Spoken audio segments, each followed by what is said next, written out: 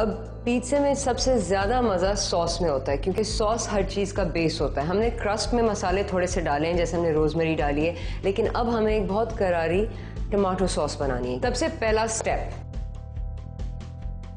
आप पतीले को तेज़ आंच पे रख दें और 1 किलो टमाटर इसमें डाल दें, चॉप हुए हुए। टमाटरों को अब आपने अच्छी तरह गलाना है और शुरू में आप पानी नहीं डालते, इसमें हम सिर्फ 2 टीस्पून नमक के डालेंगे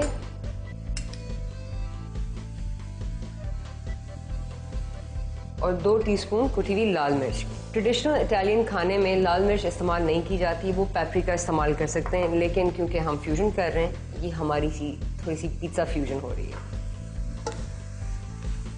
जब टमाटर गलना शुरू हो, आप 4 टेबलस्पून सफ़ेद सिरके के इसमें डाल दें।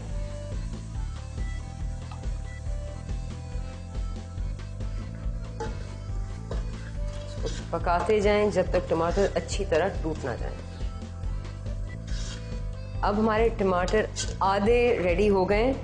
इस पॉइंट पे आप ऊपर से इसमें लहसुन डालेंगे। आप पहले लहसुन को फ्राई नहीं करेंगे, आप लहसुन को टमाटर सॉस में ब्लांच करेंगे या टमाटर ही के सॉस में बॉईल करेंगे। तो आप जल्दी से 2 पॉड लहसुन के बारीक स्लाइस कर लें। ख्याल रखें कि एक मोटा पीस ना अंदर चला जाए, वरना लहसुन कच्चा रह जाएगा और उसका फ्लेवर बहुत स्ट्रांग हो जाएगा।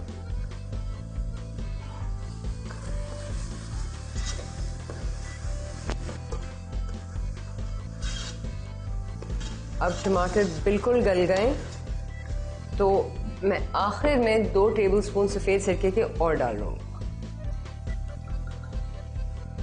सिरका डालने के बाद आप 100 मिलीलीटर पानी पैन में डाल दें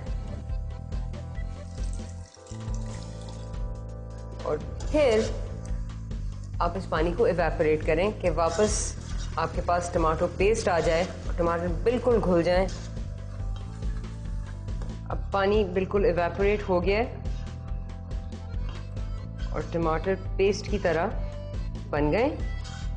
बिल्कुल आखिर में मैं 2 बड़ी चुटकी रोज़मेरी की इसमें शामिल कर रही हूँ।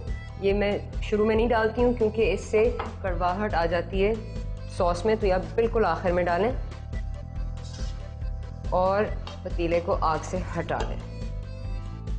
चलिए जी, हमारा बेस भी तैयार है, हमारा क्रस्ट भी रेडी है। अब हमने बस पिज़्ज़े को असेंबल करना है। चलिए जी, पिज़्ज़ा असेंबल करते हैं। सबसे पहले अपने चॉपिंग बोर्ड पे आप बहुत सारा मैदा छिड़क दें, अच्छी तरह कवर कर दें।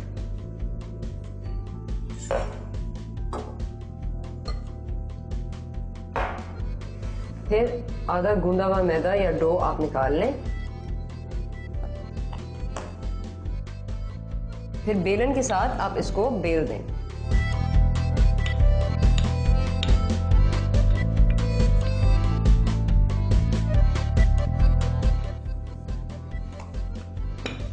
क्या बात है।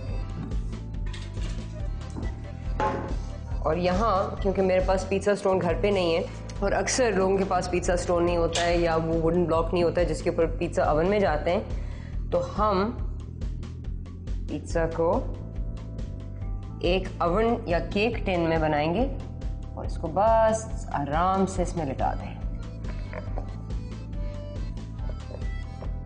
अब जो क्रस्ट हमने साइड से निकाले हैं, मैं इनको थोड़ा सा मोड़ कर साइड्स पे इस तरह सेट कर रही हूँ।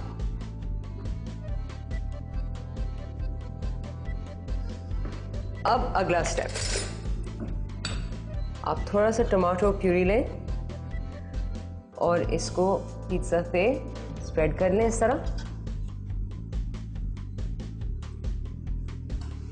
थोड़ा सा चंकी है, उसी में इसमें बहुत मज़ा आएगा और ये असल इटालियन रस्टिक पिज़्ज़ा बन रहा है। अब क्योंकि ये हम 2 मीट पिज़्ज़ा बना रहे हैं, तो जो हमने K&N's की डेली लाइन के सॉसेजेस उठाए थे, हम सबसे पहले उनको इस पिज़्ज़ा पे डालेंगे।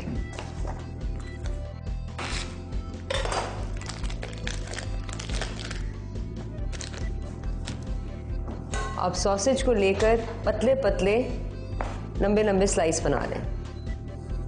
सॉसेज को इस तरह काटने से ये फ़ायदा है कि आपको जो सारे हैलोपिनियोज हैं वो नज़र आएंगे, खूबसूरती बढ़ती और फ्लेवर और जायके निकलेंगे। आप सॉसेज को लेकर पिज़्ज़ा पे सर्कुलर फॉर्म में या गोल फॉर्म में सजा दें। Next step, K&N's daily line pepperoni slices जो पक कर इतने मज़ेदार हो जाते हैं। काली मिर्च होती है जिससे टमाटर का फ्लेवर निकलता है और ये तुलसी जो बेज़ल है उसके साथ बहुत ही अच्छी तरह जाता है।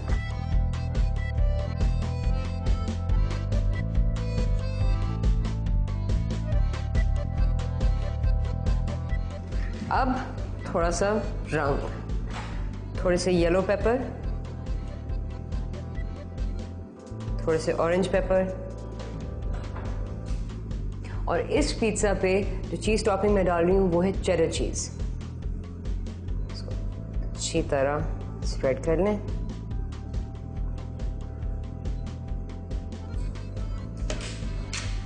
और ये है आपका double chicken pizza Chicago style ready for the oven.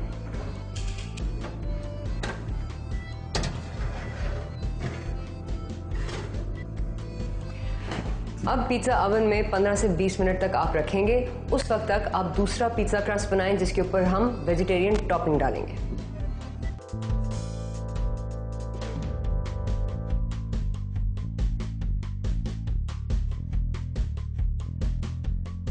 अब ये जो वेजिटेरियन पिज़्ज़ा है, क्योंकि इसमें कोई गोश्त नहीं है, मैं इसका क्रस्ट थोड़ा सा मोटा रख रही हूँ, तो ये थोड़ा सा डीप पैन होगा, सोच लें मीडियम पैन।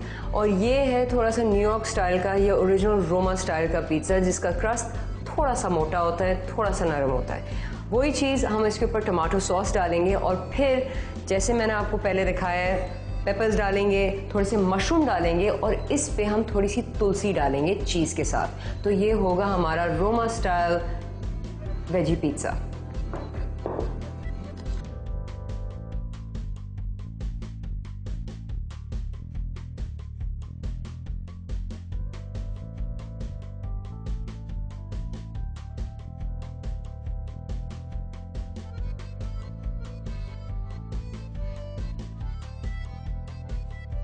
और ये है हमारा वेजी पिज़्ज़ा जो अब अवन में 20 मिनट के लिए जाएगा। और जब मैं निकालूंगी उसके बाद मैं थोड़ी सी ग्रेटेड मोज़रेला चीज़ दोनों पिज़्ज़ास पे डालूंगी, लेकिन बिल्कुल आखिर में।